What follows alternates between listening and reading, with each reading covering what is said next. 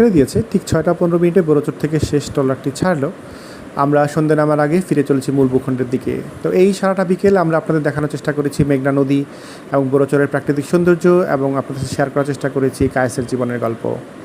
কায়েসের সাথে গল্প করতে গিয়ে আমার খুব মন খারাপ হয়েছে যে গত 1 বা 2 বছর ধরে শুধুমাত্র একদিন সে গরুর গোস্ত খেয়েছে, তাও একটা দাওয়াতে, এবং তার পছন্দের এই গোস্ত যে খেতে পারছে না এই নিয়ে তার কোনো অভিযোগ নেই, এবং তার খেতে ইচ্ছাও করে না।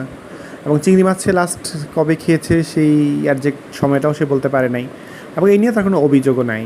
এটাই বোধহয় আমাদের মধ্যবিত্ত নিম্ন মধ্যবিত্ত পরিবারগুলির সৌন্দর্য, যে আমরা আমাদের পছন্দগুলি ইগনোর করতে করতে একসময় ভুলেই যাই, এবং এই নিয়ে আমাদের কোনো অভিযোগও থাকে না।